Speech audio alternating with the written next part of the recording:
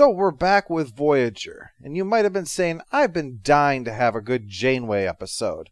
Or a good episode at all. Any good episode, really, Chuck. Is there any good Voyager episodes? Well, let's give this one a try. And there is a lot of Janeway. Well, there's a lot of Kate Mulgrew. There's not a whole lot of Janeway, actually. Here, I'll help you out, and I'll front-load all the Janeway material here. Good morning. Morning. Requisition reports for the week. Thanks. Let me see. No. In fact, I'm taking away everything you've got. Everything but the clothes on your back. And that's only because I'd like my eyes to remain in my skull. What can you tell me about the Great Wall of China? Only that I wish you were stranded on the other side of it. In fact, it was the first Qin emperor who connected the walls built by a previous dynasty. He did it to prevent an invasion by nomads to the north. How big is it?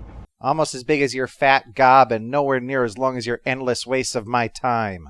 2,400 kilometers long, medium width 3.8 meters. Before the 22nd century, it was one of the only man-made objects that could be seen from Earth's orbit with the naked eye. Neelix, you've proven that a little knowledge is a tedious thing. Now, do you mind? I've got better things to do than play Who Gives a Fuck About Carmen Sandiego. We're on a course for the class-wide cluster. We should be there in about 3 days. Good. Why don't you put Captain Geography here in a torpedo and he can give us a report once we've arrived? Well, since they're discussing monuments and such, Janeway brings up the Millennium Gate. It's not actually a gate. They needed a name, and when they tried Falcon, they got sued. Janeway says that her ancestor, Shannon O'Donnell, was the driving force behind the construction of this great monument. Janeway says that she was an astronaut, but was asked by the governor of Indiana to assist in the project. Flew in on a private plane and everything. Well, turns out Janeway's story is a pile of crap that can be seen from orbit, because Shannon is an unemployed former member of the space program who was wandering across the Hoosier state in an old station wagon. To top it off, she smacks into the back of someone else's car. The guy's polite enough about it, but she did hit his car because she was arguing with a guy on the sidewalk.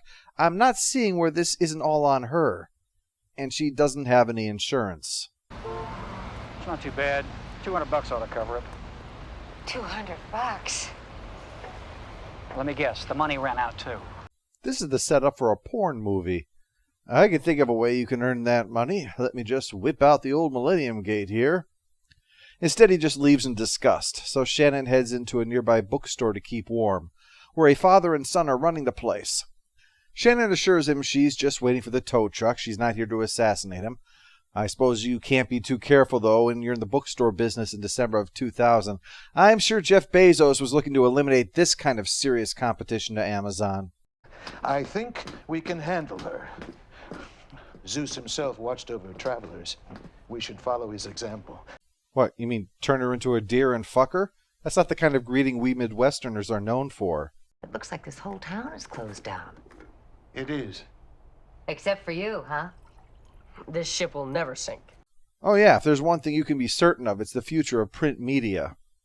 The old guy is Henry Janeway, and he is the only thing standing between this area being torn down to be rebuilt into the Millennium Gate, and preserving their heritage, by which I mean all the shops that have closed down because the local economy is in the toilet. Shannon asks if he'll hire her to help him. We could do all this on a computer. Yeah, but my dad doesn't believe in computers.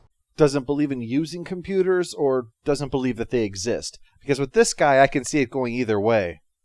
He says no, but in the end, Shannon swallows her pride and explains she needs enough to pay for the tow truck. So in the nearby watering hole, he explains how this company from Texas came here with promises from the city to make it easy for them to build here, to revitalize the local economy, and they're offering to pay more than the property is worth to the locals who sell to them. Well, Henry isn't interested in selling. He's the only holdout, which means that nobody can sell their dying or bankrupt businesses because of him. Naturally, he thinks he's a hero. I'll tell you right now one thing that caught me off guard with this episode, in a good way. There's no good guys and no bad guys in this story. There's just people. Each one has a valid point of view. I can't help but think, well, with Little Pink House having hit theaters last month and being relevant to my show because it speaks of corporate interests versus local interests when it comes to land ownership, and also it has 2 Cylons starring in it. But unlike the famous Kilo v. New London case at the heart of Little Pink House, which was how the city misused eminent domain to take people's homes to give the land to a big corporation, no one is trying to compel Henry to give up his property against his will. That is, they're not using anything illegal or unsavory to do it. They make their unhappiness known to him, but they're not going to abuse the law. They're not going to sneak around and threaten him or scare him into leaving, to make him the victim standing up against the self-interested. Likewise, Henry's not exactly presented as a hero. I mean, he's so self-absorbed that he can't consider any other position but his own. Even with Shannon, he insists that the classical age was infinitely better than the present. Lives were worth living, he says. Because when anyone imagines themselves in the past, they never picture themselves as powerless farmers, fawning over soldiers in the hopes that they won't burn down their house just for a laugh. Their fun is interrupted by heavy equipment rolling into town. They plan to start construction on Monday, as the company rep, Mr. Moss, says to the reporter. But Henry runs out to interrupt. Knocking down old buildings like this is just wrong. And he walks away giddy at the idea that all he has to do is hold out until Monday, and this whole thing will be moved to another town. But his son is getting caught in the crossfire. You say, I have to go to school with their kids. Your school is one of the first places they're going to tear down. They said they'd build a new one, a better one. Whose side are you on? This is why we need the good old days back, because then I could whip you with a switch to teach you some respect. But this plays back into my point. He's not wrong to say that our past is important, and so too is preserving our heritage. But it's also true that we can't remain trapped in the past, can't allow enslavement to it to ruin our lives in the present either. Without the former, we can become eternally obsessed only with the next great thing and forget how we got here. Without the latter, we face stagnation and eventual decline. And I'm pleased that this seems to be recognized, because again, there's no villain here. There's just different sides, each with a valid point that you could argue. Is it wrong to wipe out a significant part of this town's architectural heritage and history? Or is it wrong to allow one self-appointed centurion to condemn this town to stagnation and economic ruin? In the story, Shannon is the opposite of Henry. While he prefers the past and staying put, she prefers travel and future possibilities. She even thinks of her station wagon as a rocket ship. Cloistered away with all your books, shutting out the world. Any more peculiar than exploring the Midwest in an ailing station wagon? Yeah, I can't believe she wasted money on the 1989 Ford Gorblatt. It's so unreliable. Back on Voyager, Janeway is looking at this view of the Millennium Gate because she's been thinking about learning more about the details of what happened. Oh, if only you knew what you'd find under those rocks you're turning over. Seven is drafted into this, and she decides to look into her own background, which draws Neelix into the conversation. The point is, there's some of him in you, just as there'll be some of you in your descendants. If I choose to procreate. Well, I wouldn't dismiss it so lightly. Someday you might enjoy a little. Let me stop you right there, Neelix. There's not enough tequila in the multiverse. He finds her a picture of Shannon O'Donnell and her family, much to Janeway's delight.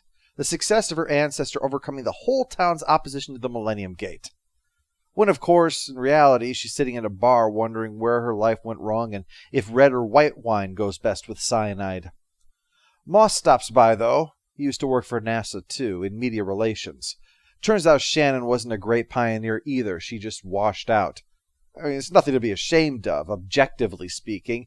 I mean, to be an astronaut requires you to be a physical and intellectual powerhouse. You have to be as smart and conditioned as Batman, but you can't actually be Batman because we're not going to put you in a rocket if you're that unhinged. But Moss knows that she's capable and offers her a job on the Millennium Gate, provided that she can convince Henry to change his mind, which is like asking her to convince a snail to fly. But she's making friends with his son, at least. Morning. Morning. I didn't think you'd mind. You've got some really great games on this thing. If you find any man-on-man porn on there, I've no idea how it got there. She and the kid talk while Henry gets supplies from another town. The people here don't want to do business with him. Glorious Hector, son of Priam, slips past the Greek front lines, bringing much-needed supplies to the embattled city of Troy. Henry, I normally support the individual when they fight against society. And even I think you're an ass. His son excitedly shows him his picture in the paper. That's much better than the one from last year. Shannon talks to him about the project, and she's straight with him about the job offer.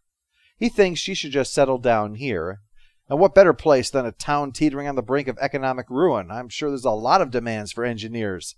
And by engineers, I mean dishwashers. Henry is so blind to any perspective but his own that when she refuses to accept his view, he effectively tells her to leave. His son is so disgusted he leaves too. Not with Shannon, obviously, but he's seen enough to see the old man's BS for what it is. Speaking of which, Harry tells a story about one of his ancestors that contradicts other things that we know about Star Trek history. But the story ends with predictable failure, so that makes me inclined to believe him. Any story that would end in triumph for one of the Kims would make me suspicious. Well, Tom Paris's story reveals the holes in Janeway's, because of course he knows everything about history. He's only not correcting Harry right now because he wants to make fun of him later. Janeway digs into it and verifies the truth of it, as Shannon never worked on any of the Mars missions, as she didn't build the Millennium Gate through force of will, and that she never robbed 3 casinos in one night either. Back in that story, Moss tells Shannon that the job is still available. He's not going to fail to hire her a qualified engineer just because she couldn't talk a knot into untying itself. And speaking of which, his son comes by. He's worried because his father's locked himself in, and there's an angry crowd outside. They're not doing anything, they're just angry, and Shannon points out this is not her problem. He won't listen to anyone unless they say what he wants to hear. But eventually she turns around and tries talking to Henry, and it's not easy. But she finally explains. She wants to stay, but she can't spend her life in a bookstore. She needs more than that out of life. If they built the Millennium Gate here, she'd have a reason to stay. And she'd have a reason to get out of bed in the morning. He considers and decides that he can reopen his shop in one of the many ones that will be in the new facility. So while they celebrate in the past, in the future Janeway is bitter because her ancestor failed to be a superhero. How am I supposed to install a crocodile pit knowing that it's all based on a lie? The rest of the crew all insist that she's still worth remembering, but Janeway still isn't happy. But then when Janeway's happy, usually that means everyone else is very nervous. Post-episode follow-up. Stupid Neelix's moment is accosting people with world trivia. It's like he's become a professional 8-year-old now. I'm going to probably catch flack for this because, like Family on TNG, this is so unlike anything else on Voyager, I don't think I can score this one. I mean, it's only tangential to the show. The only thing that it really tells us about the crew is that Janeway scorns any ancestor who doesn't meet her high expectations. But this isn't a slight against the episode either. One of the issues the show has suffered from as a whole, as I've mentioned before, is that the writers don't seem to know how to write their own captain. Part of which being, they don't think they can ever allow her to show weakness because they assume people will then dismiss her. Never mind that Picard collapsed in the mud crying in Family, or Sisko broke down in his first episode. I don't need to see her weeping, but what I mean is, when Mulgrew is given a chance to play Shannon, she's able to play her without the armor, and consequently, she felt a lot more human than Janeway usually does. Because there's no fear that the audience won't respect her. We're given a character then that we can empathize with. Although why they picked such an older guy for her to fall in love with? I mean, the moment they introduced Henry Janeway, I thought that they were going to subvert our expectations and wind up having it be the son that she would one day marry. One particularly great moment is when they're outside and the true age difference is revealed because the wind blows and we see that he's actually got this comb over going on. Once the wind blows, you see he's got this huge stripe of missing hair on his head. I mean, you could drive a transformer car down that. And I don't mean like a little cliff jumper. You could probably send a prowl or a sideswipe down there and not hit a single hair. And this is the guy that Janeway's supposed to hook up with? A guy who loves the Age of Antiquity so much, it's probably because it reminds him of his childhood. But anyway, while I don't feel I can score it, because it's mostly just an episode of some other show, I'm not telling you, like with Carbon Creek, to stay away from it either.